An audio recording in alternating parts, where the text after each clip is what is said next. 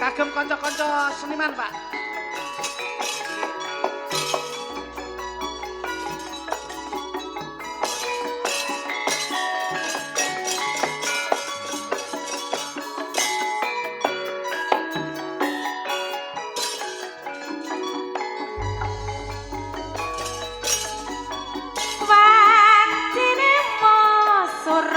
Surya sisih wetan padhang semulae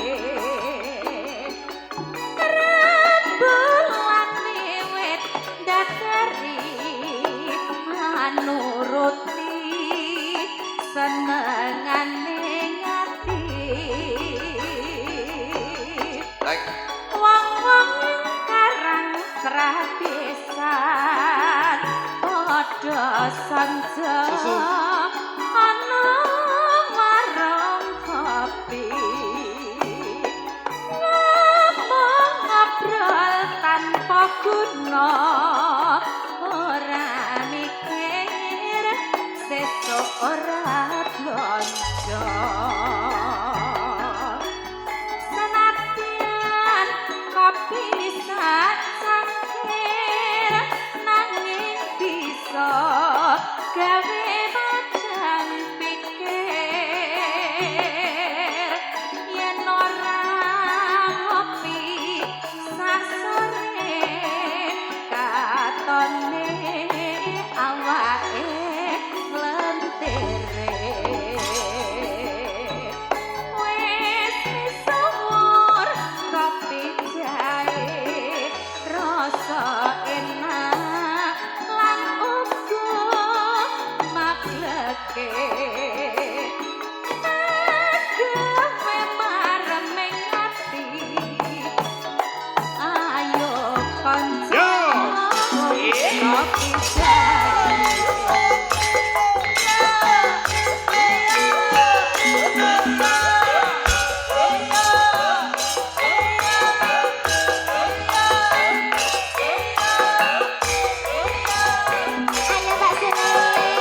ayo yo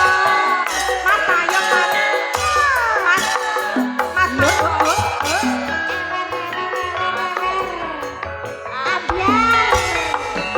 mas wancine mos surap surya sisih wetan sapolae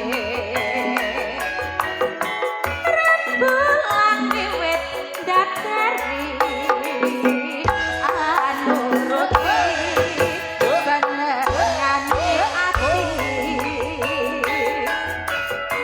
wong-wong ora bisa padha sanja ana warung kopi ngobrol tanpa guna ora mikir sesuk ora blonjo sanadyan kopi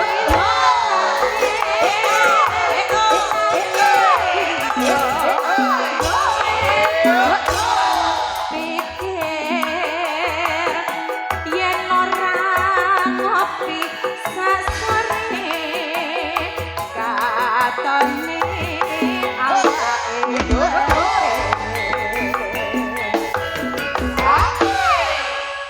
Nggih, matur suwun Mas Didi. dereng Pak dereng Derek. kirang saithik lho Pak Ya. niki jane saene nek ditayubne tapi pun bacot kalek Lah yo Mas Tutuk kon joget lah yo apik to karo panjenengan jejeri. ayo kene jajar karek sak jerit Malah tak konsentrasi lah anak karo Busri. wean Ujane wis play sewengi lho, bingung. Lah yo. Lah yo ngengkel wae lho. Malah iki komene iki engko lek ngantek panase kaya ngene ra dilayani sesuk ra tak paringi lho. Ngono iki coba. Ora paringi cara kaya aku ngono. Lah terus Aku ndek ilmu. Lah wong kowe ilmumu yo kok kuno. Aku pokoknya bojoku nesu sarungan tok ngono wis. Apa enake ngono Mas Dinding? Nggih no. Mbok ya. Hei, wis Ya ya aku kok ya dilunturne ilmu-ilmu ngene dilunturne lho. Lunturne apa? Malah stres kuwi kowe. Aku wis nawakne motor bareng. Ya. Nego tipis. Ora Pak, ora tak ge ijoke mobil niku lho. Iya. Apa dijone truk, Pak? Semua itu proses. Proses. Ya. Ya. Yuk. Wis misumur kopi jahe rasa enak lan uga magleke agawe mareming ati ayo kanca ngombe kopi jahe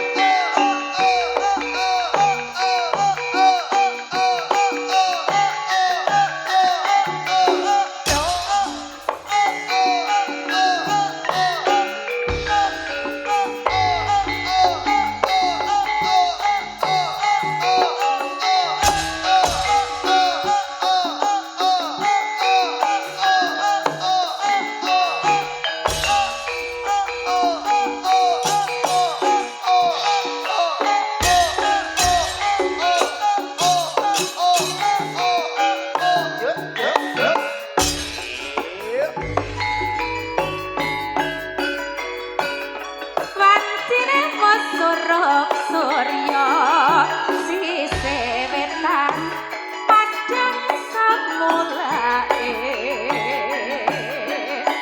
rembulan wiwit dakar filman nuruti senengane ngati wong-wong karang pradesan padha sanjo ana warung kopi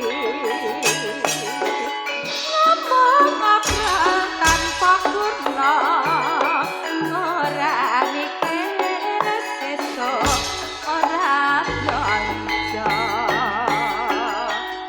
senadyan kopi sak cangkir nanging bisa gawe modal mikir yen ora kopi sak sore katone awake lentir